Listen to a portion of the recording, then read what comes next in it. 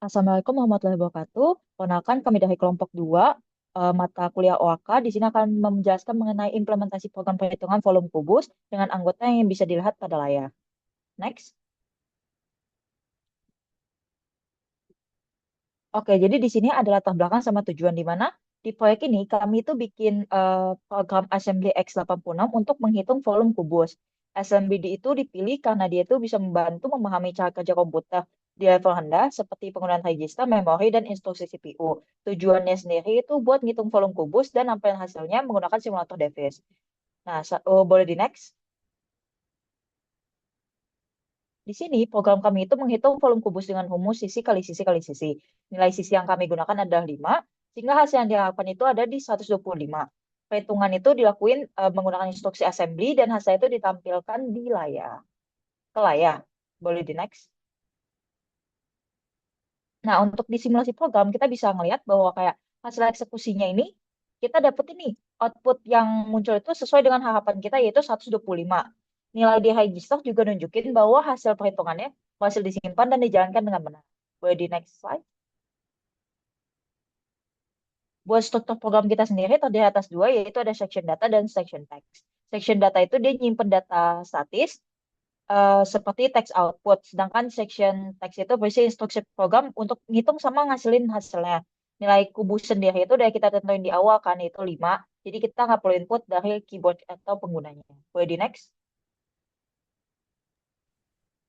Oke, selanjutnya ada execution flow, di mana alur eksekusi berpindah dari main program ke prosedur, lalu balik kembali ke main untuk mencetak hasil atau outputnya. Nah, untuk bagian pertama, instruksi pertama itu adalah move EX 5, yaitu move berarti menyalin nilai sumber ke tujuan, sehingga nanti di register EX akan diisi angka 5. Oke, untuk setelahnya itu ada push EX, itu menyalin nilai 5 untuk masuk ke dalam stack.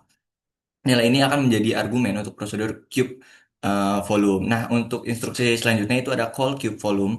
Nah, ini nih akan memindahkan eksekusi ke prosedur cube volume. Di call juga akan menyimpan return address ke stack. Nah, selanjutnya itu ada imul kali 2. Itu bakal menjalankan prosedur di cube volume-nya. Selanjutnya, nah, untuk red ini itu akan mereturn kembali ke main programnya ini. Jadi dia bakal eh, kayak balik lagi ke main programnya. Lanjutnya.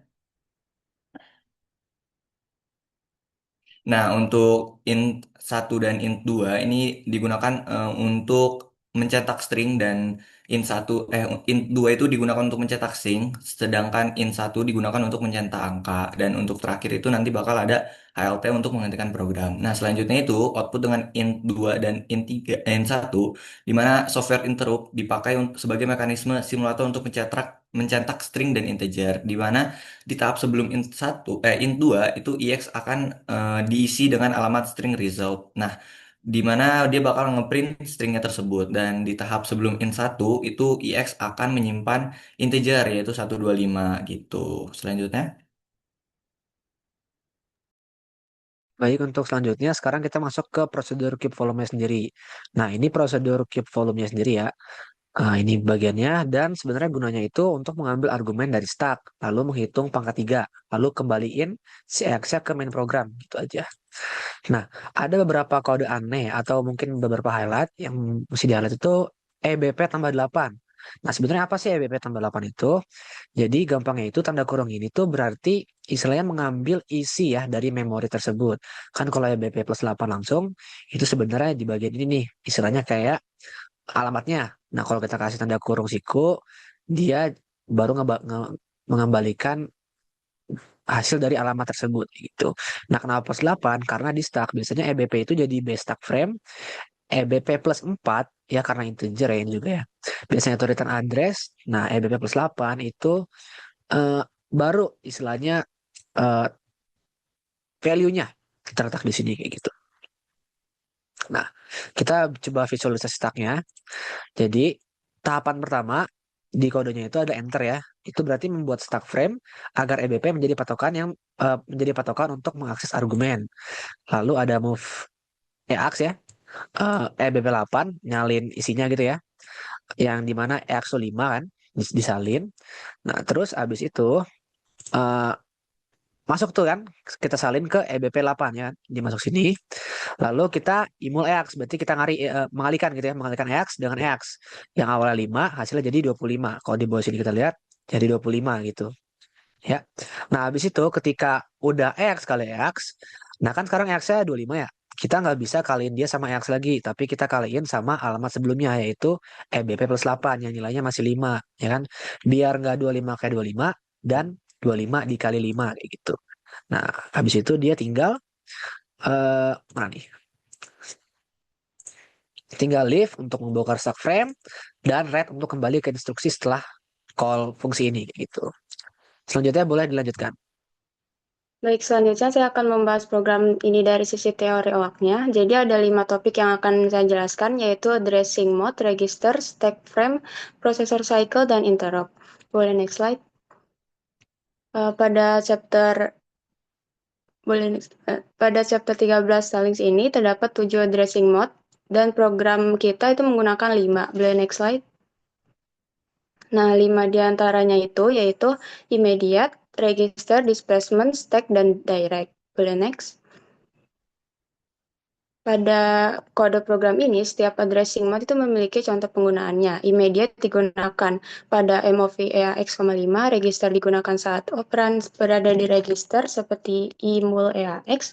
Displacement digunakan pada EBP plus 8, yaitu alamat yang dihitung menggunakan register dan offset. Stack digunakan pada instruksi push dan call, sedangkan direct digunakan pada MOV EAX, result. Boleh next. Nah, program ini tuh menggunakan 4 register utama. Yang pertama, EAX sebagai register utama untuk menyimpan nilai dan hasil perhitungan, kemudian EBX sebagai penyimpanan sementara, EBP sebagai frame pointer untuk mengakses data pada stack, dan ESP sebagai stack pointer yang selalu menunjuk bagian paling atas stack. Boleh next. Nah, slide ini menunjukkan stack frame saat fungsi dipanggil.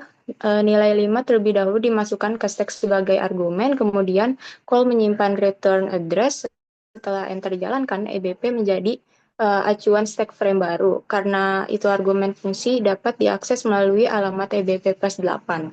Boleh next. Nah, setiap instruksi yang dijalankan CPU itu selalu melalui 3 tahap, yaitu fetch, yaitu CPU baca instruksi dari memori pakai program counter, kemudian decode, itu tahap opcode diterjemahin sama control unit, dan execute, tahap ini yaitu operasi dijalankan. Nah, sebagai contoh, instruksi yang terakhir, imul EBP plus 8, itu diambil dari memori, diterjemahkan sebagai operasi perkalian dengan displacement addressing, lalu dieksekusi sehingga menghasilkan nilai volume kubus 125. Boleh next.